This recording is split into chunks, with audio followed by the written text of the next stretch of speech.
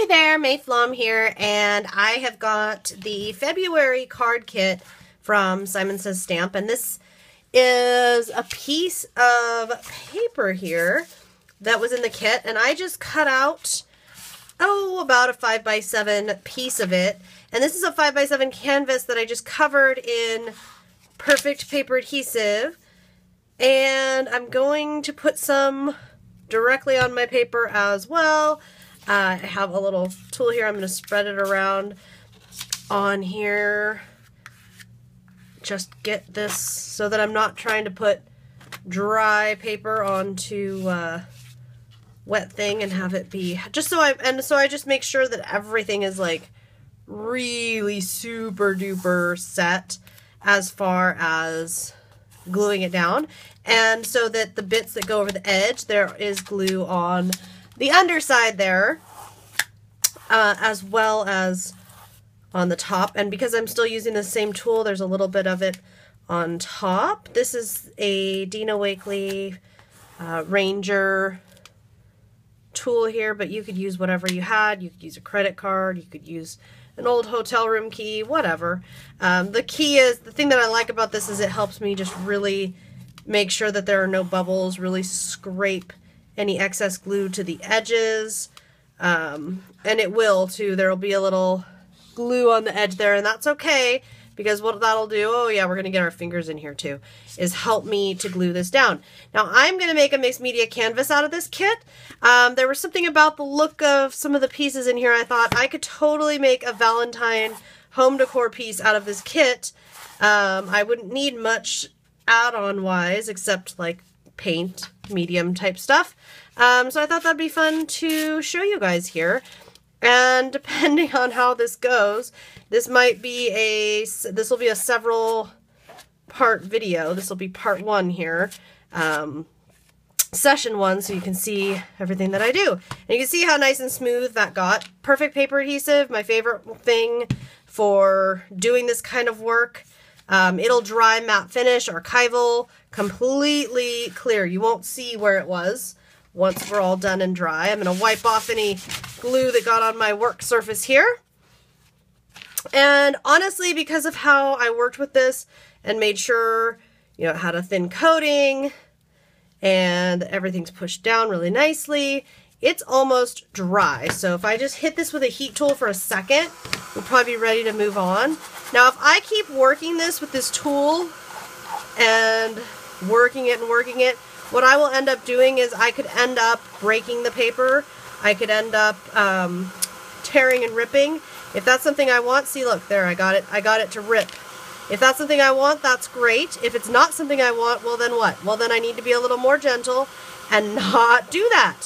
So just hitting it with a little bit of drying there, and then I'm going to hit it with some texture paste, and I have this Dina Wakley stencil right here in front of me, so I'm going to use that. You could use anything you wanted. There's not a stencil in the kit, but if you're like me, you have plenty of stencils just sitting around, and I'm not paying any attention to where this is going. I'm just getting the paste used here, and I'm scraping it as much as I can to make sure if there's any excess paste that there's as little paste on the stencil as possible. And you can see I pretty much covered it. So what I will do with the excess paste is just put it along the sides here, and I will spread this all around in a moment. Okay. And what this is going to help me do is help me build up some base. One of the things you really want with mixed media pieces is building up layers of texture. At least I do. Some things are building color, some things are building texture. This happens to be a texture one. And then, okay, now that I'm happy with that, and I've pretty much used up all the paste off my tool here, and by the way, when this is dry, and actually I can probably get it to do this right now, is if I take my craft knife here, I can get all that gunge to fall right off of this palette knife. It'll all come off. So you don't have to worry about like if stuff dries or sticks to this.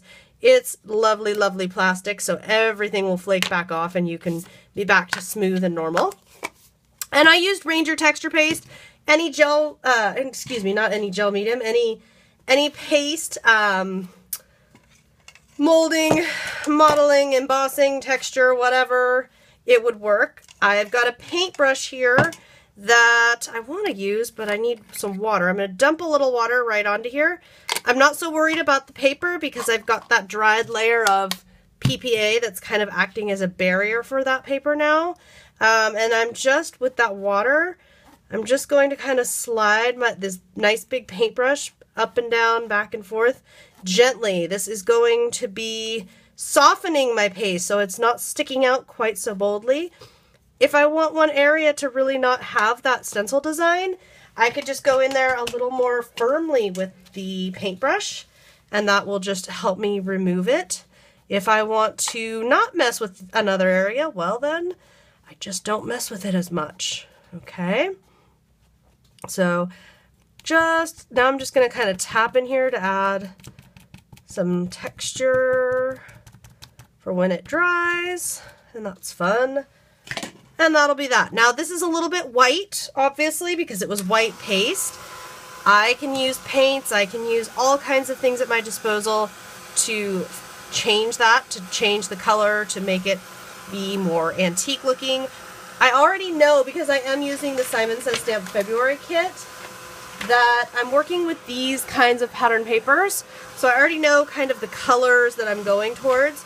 I'm going to let the white paste be white for right now, because I need to decide, well, two things. Number one, I need to let the paste dry. Number two, I need to decide what kind of an image I want. If I want this to be, you know what? And I just decided, just like that. Isn't that funny? So just as I'm saying, I need to sit back and decide exactly what pattern or what shape. I was thinking about a girl, like making a skirt and making a whole girl, but this is kind of a small format for that. So instead, I'm going to make a heart, since it is Valentine's Day coming up on us. I like to make these kinds of mixed media projects because they're so much fun, because you can use them to display, you can use them to gift other people, you know, if there's someone in your life you want to gift. And yes, this is how I do hearts. Oh, I'm sure I have a die cut or a punch somewhere that I could buy. Not me. I just go with old-fashioned, let's make a heart. So I will put this along all over the back here, and I'll put a little bit in the middle there where I'm going to set it. And I'm going to set it just slightly off to the side, and I'm going to press starting in the middle, and that glue is going to start oozing out, and that's good. Because why? Because I want to be able to put glue, or excuse me, perfect paper adhesive, which is a glue, but I want to put that medium over the top because I want to seal in that paper. I want the whole entire paper surface covered with it. It's matte finish, so when it's dry, you're not going to see like a shiny residue or anything. So you don't have to worry about that. But I want to get that and let it dry. I'm going to add another heart, this time smaller. And since it's going to be smaller, I'm going to go ahead and pre-cut a little bit there so that I'm not using such a big chunk of paper. And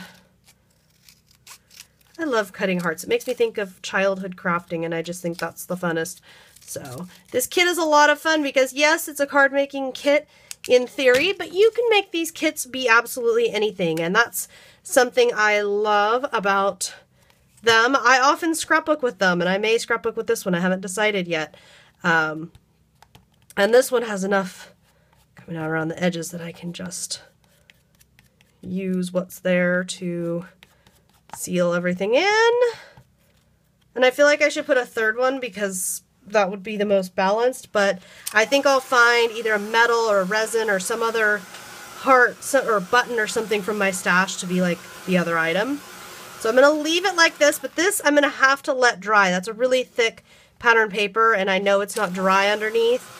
And I could sit here and dry and dry and dry it, but it'll come out better if I just give it a few minutes, maybe half an hour, let it dry, and then come back to it and share with you part 2 as I continue to embellish and finish up this mixed media project.